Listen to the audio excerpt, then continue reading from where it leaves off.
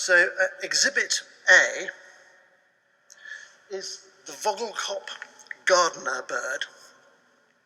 It has, as you see, a fairly dull plumage, but the male Vogelkop attracts the female Vogelkop by making elaborate exhibition spaces or bowers and placing within them the most delightful exhibitions of coloured objects.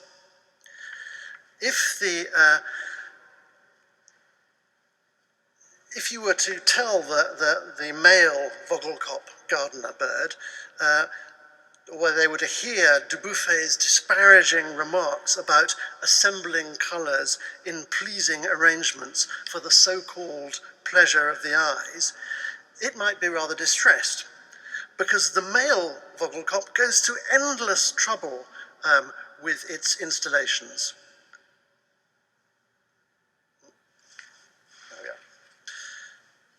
Seeking out materials that they want, arranging them just so, constantly improving them, replacing wilting flowers and rotten fruits with fresh ones. If you disturb their arrangements, they immediately restore it. If you place a foreign object within it, they will instantly remove it unless they can weave it into their scheme. Likewise, if female Vogelkops were to hear Dubuffet denying that certain objects are more beautiful than others, they might be equally put out, because the females take as much trouble judging the different exhibitions as the males do constructing them, visiting and revisiting each installation until they've made up their minds which is best. It has been noticed, incidentally, that the bird's judgment often coincide with that of human observers, which is something I will return to. Now, Dubuffet argues, as many have done, that aesthetic judgments vary between countries and between different eras, and that, he thinks, suggests that they are grounded in nothing at all, that they are all in the eye of the beholder. But this is far too simplistic.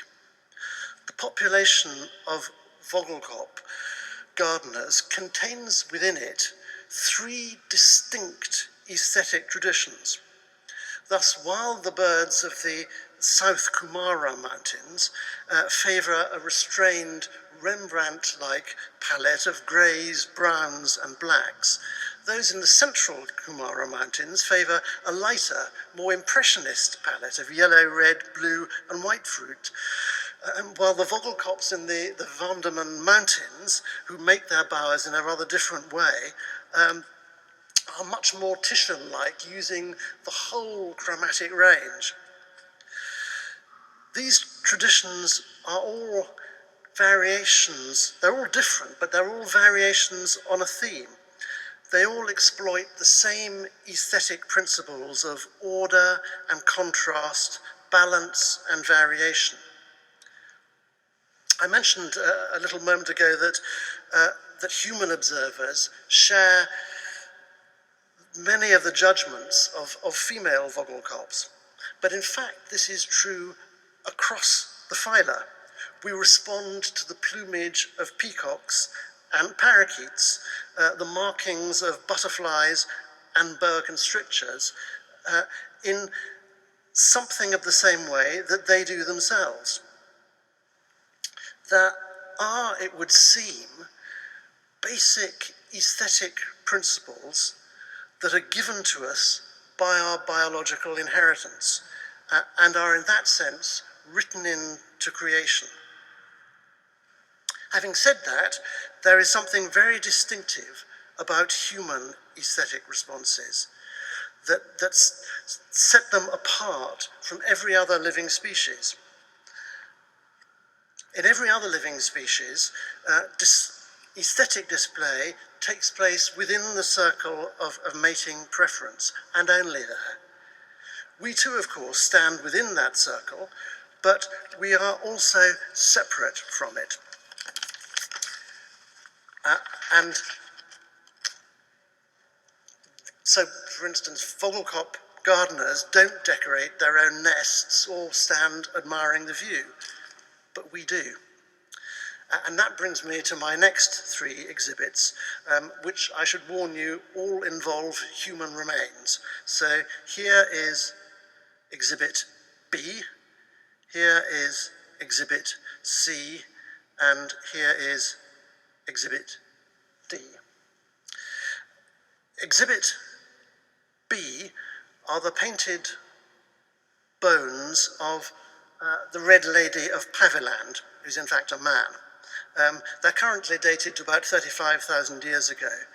I could have shown you very similar burials that go back 90,000 years before that, about 125,000 years ago. But I chose these ones because they happen to be in the museum in Oxford, where I live. Exhibit C are the bones of a young man found at Sungir in Russia, covered in thousands of drilled and polished beads that have been dated to about 28,000 years ago. And exhibit D, of course, is the coffin of Tutankhamun, dated to 1323 BC. Now, what all of these exhibits have in common is that they use things that we find aesthetically attractive, red paint, shiny beads, polished gold, not to attract a mate, but to accompany someone who has gone beyond the realm of life. Beauty here is somehow concerned with the horizon of death. It has become a kind of metaphor which, like the nard poured over Jesus, appeals to the senses, but is also drenched in meaning. And that means that beauty as we experience it is about something. It has a relationship to reality. Seamus Heaney called his collection of lectures as Oxford Professor of Poetry the Redress of Beauty, the Redress of Poetry. And in them he claims that poetry offers a clarification, a fleeting glimpse of a potential order of things beyond confusion, a glimpse that has to be its own reward. It offers not just a subjective experience, but the redress of a distortion or imbalance in our vision of the world and ourselves. So, does beauty do the same? Well, perhaps, but it's not completely straightforward, because beauty, and visual beauty in particular, can be misleading. All that glisters is not gold. Often have you heard that told. Many a man his life has sold, but my outside to behold. Gilded tombs do worms enfold. Those words, which are found on the inside Portia's golden casket in The Merchant of Venice, could be taken as a fundamental warning. Beauty, as we say, is skin deep, and while it may be grounded in a deep biological reality, that doesn't guarantee that it may not also deceive us. So is beauty, in the end, just a colourful but hazardous cladding that we put on the outside of a blank and meaningless reality? Or does it, as it were, go all the way down? Well, we may feel that instinctively that a handsome face or a beautiful form signifies a good heart and a kind spirit, and experience may rapidly disillusion us. On the other hand, when we encounter a good heart and a kind spirit, we often begin to discover a kind of beauty in the face and the form that embody it that we hadn't at first recognized.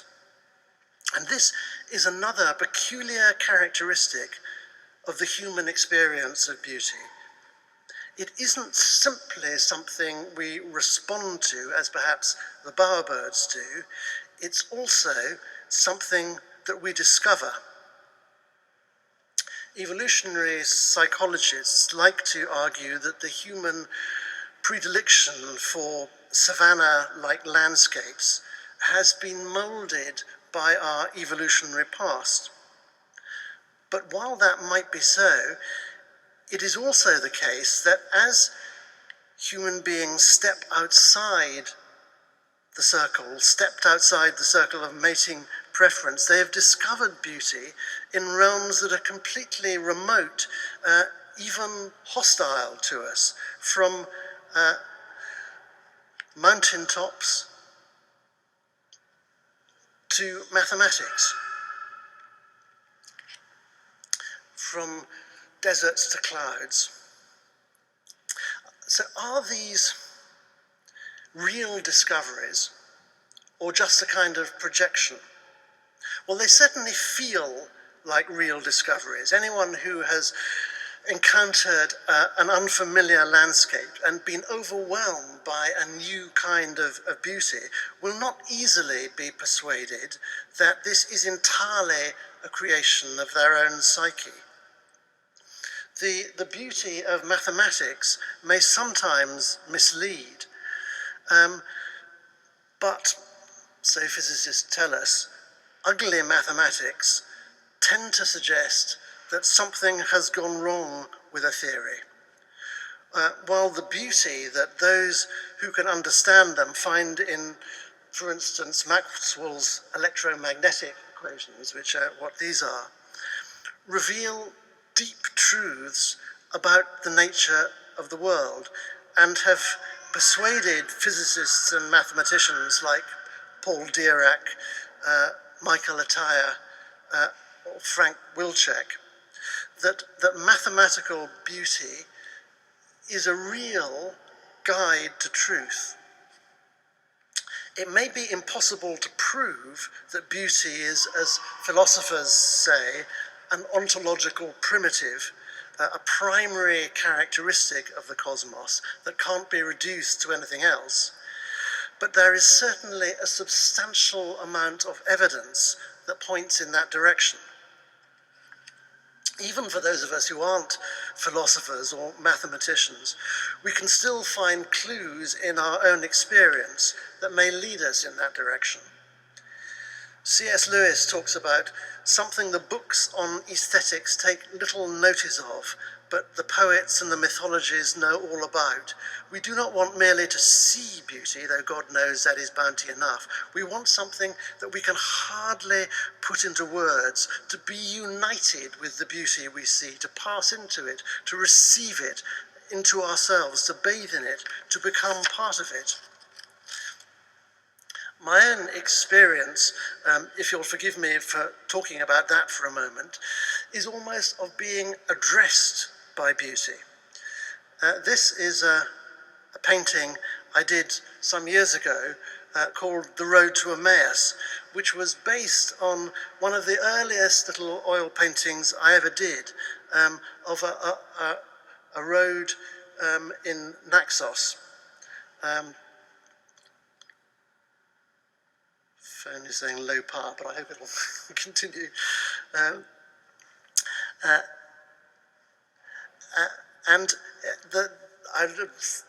I wrote a poem about the picture a couple of years ago, and in the second part of the poem,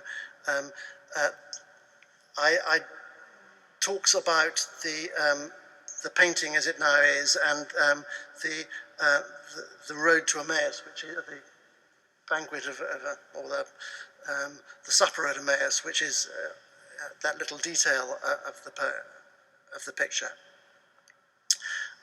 But the first part of the poem talks about my experience of painting that original picture, and how, as I was doing it, something seemed to happen to my experience of the landscape. The poem goes, I'd watched a wonder grow as colours sang together like a choir, and bound within the freedom of restraint became a tune, a counterpoint in paint, a syllogism made and formed of sight, where colour patterns were the words which built and shaped themselves into a larger whole, as sentences may mean more than their parts, and spoke to something deep within my soul, so that the trees, the shadows on the ground, the black tires and the white stones on the hill became transfigured by significance, a speaking that is speaking to me still. During this year of pandemic, many, I think, have found in art, in poetry, in the creation itself, some kind of experience of the redress of beauty, a fleeting glimpse of a potential order of things beyond confusion. But if that glimpse of potential order has a real significance, if beauty in some ways goes all the way down, it would have to go down beyond beautiful equations. It would have to go down to the suffering, the ugliness, the grief of human existence, and somehow make sense of that. And that brings me back to where I started. The linkage that Jesus makes between the preaching of the gospel and the discernment of beauty.